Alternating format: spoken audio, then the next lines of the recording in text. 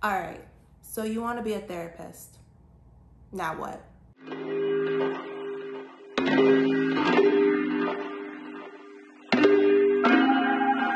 Hey, hello, my name is JoJo and welcome back to my channel, or if you're new here, welcome. There can never be too many therapists in the world. Honestly, I feel like there aren't enough of them in the places that we need them most. But many people who want to pursue a career as a therapist often feel like they have no choice but to get a PhD. And for one reason or another, they either can't or don't want to do it. And that's absolutely understandable. A PhD is a lot of work, a lot of money, a lot of time, a lot of things. But getting a PhD in clinical or counseling psychology is not the only way to become a therapist. In fact, if therapy is all you want to do, then pursuing a PhD is actually sometimes discouraged, at least in the spaces that I've been in. Because it just adds more unnecessary stress. There are so many other paths you can take if you want to be a therapist, and so today I'm gonna try to cover the 4 most common paths people take to become therapists.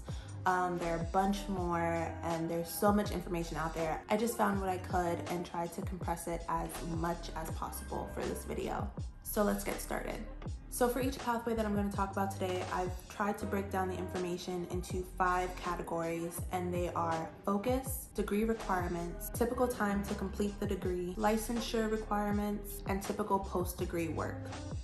I feel like that's kind of like the bare minimum that you would need to know the differences between each one. Everything that I'm going to present in this video is just based off of what I've been able to find on the internet. I'm not an expert in any way. I just did my best to compile all of the information that I was able to find. So I still urge you to do your own research, verify a lot of this information for yourself, and make a decision based on what you're able to find. Okay, so let's start with the most common and most traditional path that most people take, and that is getting either a clinical or counseling psychology PhD. So in terms of focus, PhD programs typically prepare you in a way that is pretty research heavy, and it lends itself to research informed clinical work. In terms of degree requirements, if you intend on applying for PhD programs directly out of undergrad, then you would have needed to major in psychology. However, you can also have a bachelor's degree in pretty much any field as long as you do a master's program in psychology before applying to PhD programs. To complete the actual PhD, the vast majority of programs will have their own individual program coursework that is accredited by the APA. In addition to that, you would also have to complete a 1-year predoctoral internship, which is a full-time 40-hour week position, as well as completing your dissertation. Typically, PhD programs take anywhere from 4 to 7 years to complete, but they can take longer because life happens. It's just the way of the world. But yeah, 4 to 7 years on average. As far as licensure, you would have to pass the national exam, which is the EPPP, as well as fulfill any state requirements of your particular state. Usually after completing their degree and licensure, most people with a PhD in clinical or counseling psychology will go into research or will teach at the university level, but some might also go into clinical practice or private practice, or they'll do a combination of any of those. So they'll teach, but they'll also do research, or they'll teach and they'll also do clinical practice. It really just depends on the individual. Moving on to the next pathway, which is the PsyD. PsyD programs were created in the 1970s as an alternative to PhD programs, and like PhD programs, you can get a PsyD in clinical or counseling psychology. Unlike PhD programs, PsyD programs are typically more focused on clinical work as opposed to research. Degree requirements are pretty much the same as PhD programs, so again, if you're planning on applying directly from undergrad, then you would have needed to major in psychology. If not, then you would have had to complete a master's degree in psychology before applying to programs. To complete the degree, again, individual program coursework that is accredited by the APA, and your 1-year full-time predoctoral internship. However, instead of doing a dissertation, you will most likely have to just complete any exams and practical work that is required by your program. Also, similar to PhD programs, typically PsyD programs take anywhere from 4 to 7 years to complete. However, most of the resources that I looked at noted that they can be completed in a shorter time span. I don't really know why. They didn't say, they just explained that they can typically be done sooner than 4 to 7 years. Also, like the PhD programs, licensure requirements are the same. You would have to pass the EPPP and fulfill any state requirements of your particular state.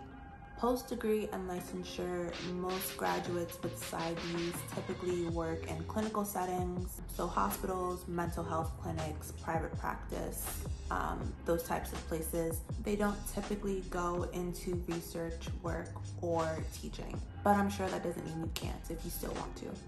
The next most common pathway to becoming a therapist is becoming a licensed clinical social worker. Licensed clinical social workers help people with a broad range of issues, including psychological, financial, health, relationship, and substance abuse problems. As far as degree requirements go, you would need a bachelor's degree in social work or psychology or some other related field. So sociology or education even, or something like that. And then you would also need to complete an MSW, which is a Master's of Social Work. To complete that degree, again, each program will have their individual coursework that is accredited by the appropriate institution. I thought I noted what that was here, but I apparently didn't. So I'll probably put it somewhere around my face, what that accreditation institution is. And then you would also need to complete your designated hours of supervised field work. An MSW can be completed in about 2 years, so it's like any typical master's program. But I did see that it said in a couple places that if you have a BSW, which is a bachelor's of social work, then you might be able to complete your MSW in 1 year instead of 2, because some of your credits from your BSW may be able to transfer into your MSW program. I'm not really sure how that works. I'm assuming you would have to talk to the program itself.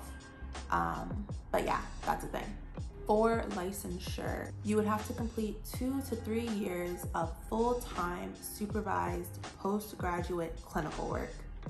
That was a mouthful to say. I had to record that like 3 times. In addition to that, you would have to pass the ASWB as well as fulfill any state requirements of your individual state. Post-degree and licensure work for LCSWs is typically in a government agency, but they can also work in other clinical settings similar to those who graduate with PhDs and PsyDs. Some sources that I found also noted that LCSWs typically like to specialize in a particular area, so they'll choose to specialize and work with children or people with addictions or any other specialty area. And finally, the last pathway that I'm going to go over today are licensed professional counselors. Licensed professional counselors, or LPCs, can sometimes also be referred to as licensed clinical professional counselors or licensed mental health counselors or something similar. It kind of just depends on what state you're in, but they all are basically the same thing, because the keywords in any of the titles are licensed counselor. So LPCs are trained to work with individuals, families, groups, and they typically treat mental, behavioral, and emotional problems or disorders. The sources that I found noted that a key difference in the education and training that counselors receive is that it's more of a truly client-centered approach as opposed to focusing primarily on their illness or whatever problems they might be presenting with. Like in LCSW, for degree requirements, you will need a bachelor's in social work or psychology or some other related field, and then you will have to complete a master's degree in counseling. For that degree, you will have your program required coursework that is accredited by the appropriate institution. Again, I thought I noted that down in my notes, but I didn't, so I will put it somewhere on the screen. And then you will have your designated hours of practicum and or internship that you will have to complete. Again, the timeline is pretty typical to any other master's degree, so it'll probably take you about 2 years to complete that program. And then for licensure, you would have to complete supervised postgraduate clinical work. I couldn't find any firm number on how many hours or how many years it needed to be, so I think it varies from state to state. But then you would also have to pass the national counselor exam or whatever state recognized equivalent you have in your particular state. Again, I think this is something that can vary from state to state because I found a couple different exams that you can take. So I think whatever exam you would have to take for licensure could depend on what state you're in. And for post-degree work, most LPCs work in a variety of settings. So they can work in schools or hospitals or private practice or any other variety of settings. So those are the 4 most common pathways to becoming a therapist. That was not an exhaustive list whatsoever. There are so many other options that I could have added to this, but I didn't want to make this video too long. There were so many other programs and licenses I could have included that are a little bit more specialized, like licensed marriage and family therapists, creative arts therapists, licensed school psychologists. So your options are pretty much endless if therapy is what you want to do as a career. Like I said, I did my best to compile and compress as much information as I could to kind of just help you get started if this is something that you're thinking about, but you weren't really sure where to begin in your search. Hopefully this was helpful. I say that in all my videos, but really, hopefully it was helpful. Thank you for watching, especially if you made it all the way to the end. I truly appreciate it. As always, leave a comment down below if you have any questions or suggestions for future videos. Like and subscribe, and make sure you hit that little bell notification to make sure you don't miss my next video. And I will see you in my next one.